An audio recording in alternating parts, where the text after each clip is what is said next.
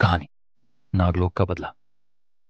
जिसने नागमणि को छूने की हिम्मत की, उसकी लाश जंगल में पाई गई। लेकिन मरने से पहले वो कुछ कहना चाहता था।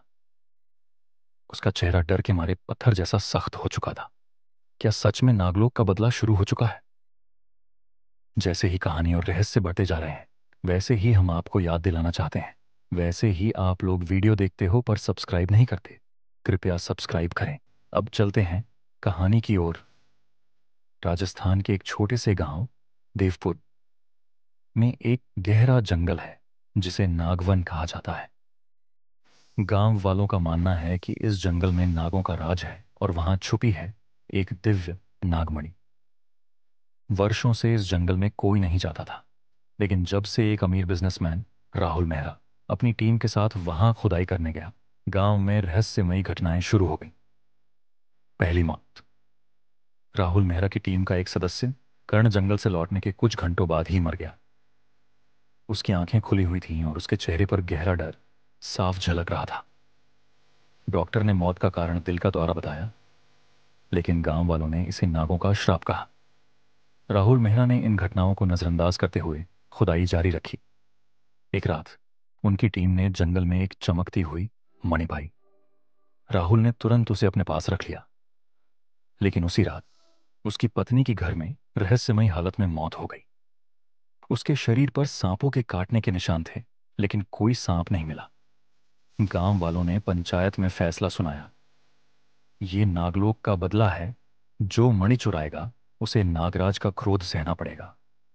मुंबई से ट्रांसफर होकर आए एसीपी आरव सिंह को इस मामले की जांच सौंप दी गई। आरव तर्कशील और बेखौफ थे। उन्होंने नागलोक की कहानियों को मात्र अंधविश्वास माना। जांच के दौरान उन्होंने पाया कि राहुल मेहरा ने नागमणि को चुराकर विदेश में बेचने का प्लान बनाया था, लेकिन उसकी मौत ने आरव को झकझोर दिया। राहुल की लाश उसके घर में मिली और उसके चारों ओर सांपों का जमावड़ा था।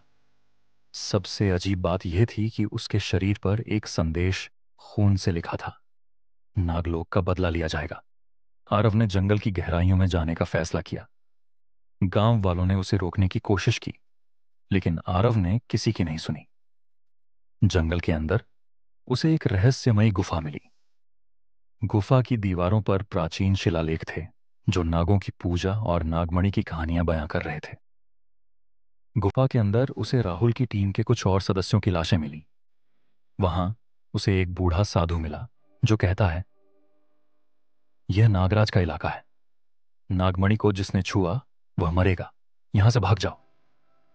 आरव ने साधु की बात को अनसुना कर गुफा के अंदर और भी गहराई तक जाने का फैसला किया। गुफा के अंतिम छोर पर उसने एक बड़ा पत्थर देखा जिस पर नागों की आकृतियां खुदी हुई। अचानक गुफा के अंदर सैकड़ों सांप इकट्ठे हो गए। उनमें से एक सांप बाकी सांपों से बड़ा था। वह सांप मानो इंसान की तरह बोलने लगा, तुमने हमारी मणि चुराई, अब तुम्हारा अंत निकट है।